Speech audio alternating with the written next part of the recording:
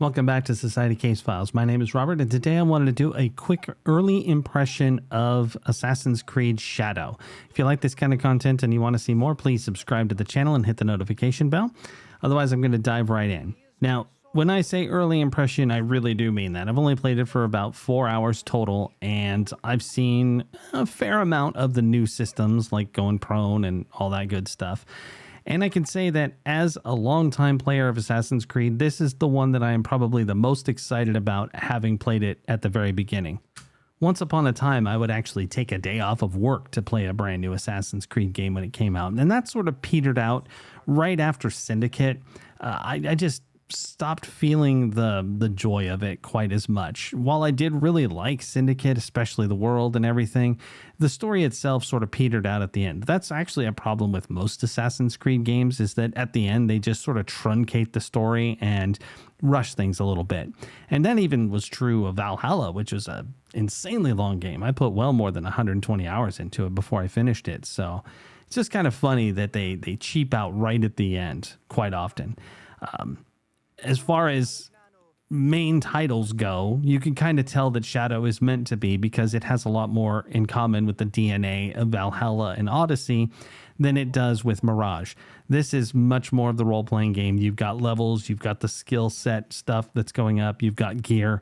So it does definitely revisit that aspect. There's some new systems. You've got the prone thing. You've got the stealth is a little bit more intense, especially when you're playing the ninja, and she's quite a bit squishier. So in this one, they break it up. I mean, Ivor could do both in Valhalla, whereas in this, if you want to just go around and tear people up, you're going to be playing the samurai.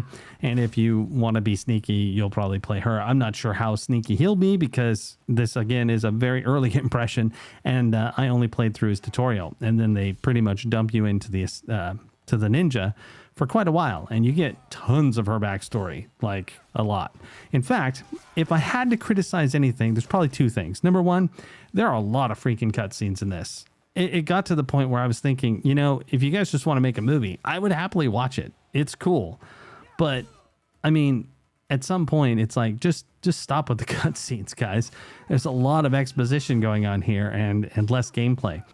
And aside from that, my other complaint would be, and maybe the complaint is a strong word, but if they were not like hip deep in development and had already designed all the zones, and then Ghost of Tsushima came out, unless they just could not turn back, it seems to me that it would have been a better idea to pivot and set this somewhere else. It's not that they did a bad job. I think it's awesome. I actually really love this game, okay?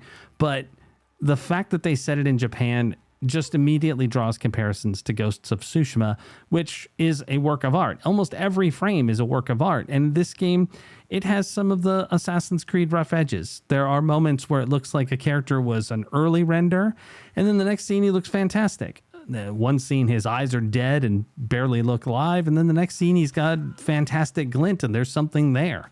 So it's just kind of strange that they made this choice, especially when you know they've played that game. And what's even more funny is that obviously Ghost of Tsushima is one of many games that pretty much just rips off Assassin's Creed as far as gameplay and the stuff you do in it.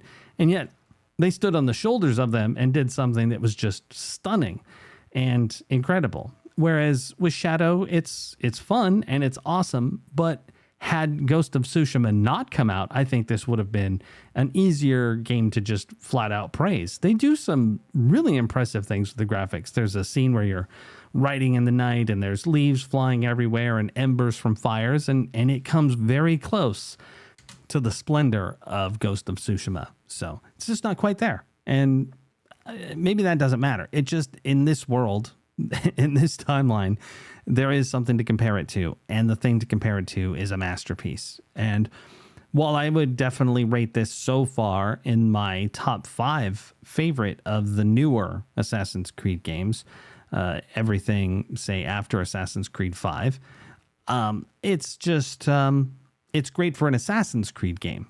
It's just not really pushing any particular bounds. Now, all that said, what I have done of the story so far is actually more moving, in my opinion, than Ghost of Tsushima.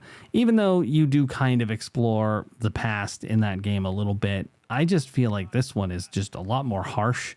And so far, it's been really intense. So calling it better would be a stretch, but at least it does try to pull on some emotional strings.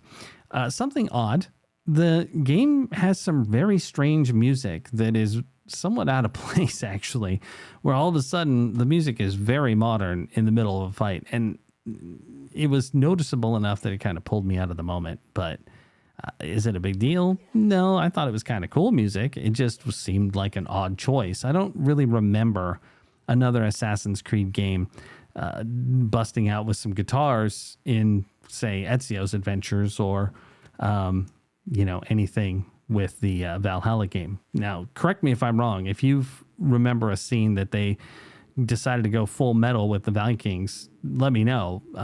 That would be kind of fun to go and check out that scene again. But that was weird.